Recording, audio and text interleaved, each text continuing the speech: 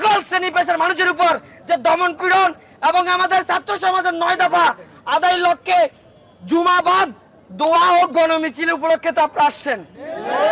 আমরা শান্তিপূর্ণ আন্দোলন করতেছি সেই 1 জুলাই থেকে। কিছু কিছু জায়গায় প্রশাসনের উচ্ছৃঙ্খল বাহিনী ও দলীয় ক্যাডার দিয়ে উস্কানি দিয়ে আমাদের ছাত্র ভাইদের উপর হামলা করা হয়েছিল। আমরা কোনোভাবে এই যে রংপুরের আবু সাইদ প্রথম শহীদ হয়েছে, আমরা আবু সাইদ যে উদ্দেশ্যে শহীদ হয়েছে সেই উদ্দেশ্য বাস্তবায়ন না হওয়া পর্যন্ত আমরা একটা মানুষও রাজপথ ছাড়বো না। তবে আমাদের আন্দোলন চালানোর জন্য কিছু নীতিগত সিদ্ধান্ত, কিছু স্ট্র্যাটেজি ফলো করতে হয়। আজকে আমাদের গণমিছিল, আমরা সবাইকে কানেক্টেড করতে পারতেছি না। সবাই আমাদের ডাকে সাড়া দেয়, কিন্তু সবাইকে নিয়ে যে একটা সুন্দর নির্দেশনা দিব সেটা অনেক সময় হয়ে ওঠে না।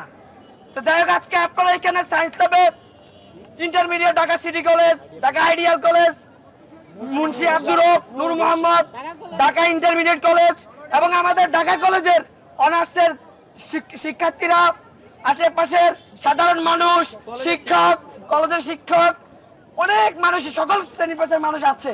আমি শুরুতেই বলেছি এই আন্দোলন শুধু ছাত্র সমাজের না, দেশের সকল মানুষের আন্দোলন।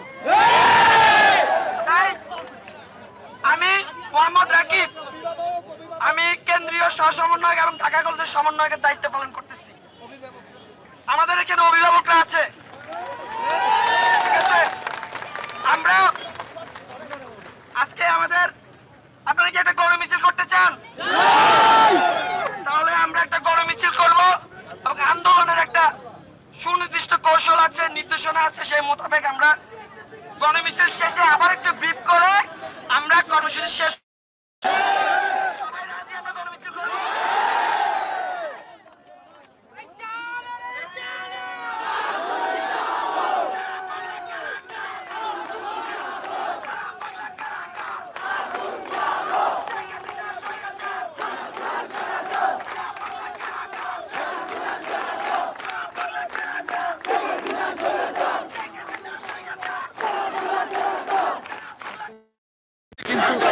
তাদের আন্দোলন কিন্তু বৃষ্টিতে ভিজেও তারা কিন্তু আন্দোলন করছেন, তারা কিন্তু স্লোগান তুলছেন।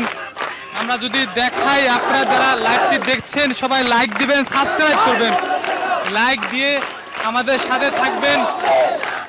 হাজার হাজার মানুষ কিন্তু রাস্তায় নেমে পড়েছে। আপনারা মন্তব্য করুন।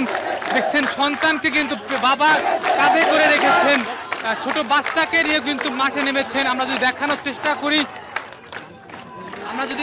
চেষ্টা করি, তার এক বাবা তার মেয়েকে নিয়ে কিন্তু দেখছেন চলে এসেছেন। আমরা যদি দেখাই, তার বাচ্চাকে নিয়ে চলে এসেছেন, মেয়েকে কাঁধে করে নিয়ে কিন্তু তাদের আন্দোলন চালিয়ে যাচ্ছে। তার পুরো পরিবার নিয়ে কিন্তু তারা এসেছেন।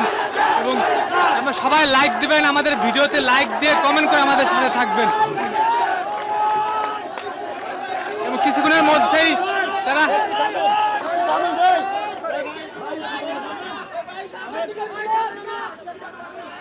আমরা তাদের বক্তব্যের মধ্যে চলে যাই। তারা কি জানান আমাদেরকে।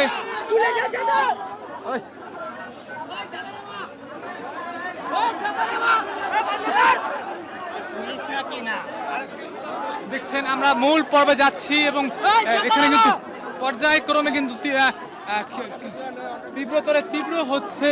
আমরা যদি দেখাই, দেখছেন তারা কিন্তু এই মুহূর্তে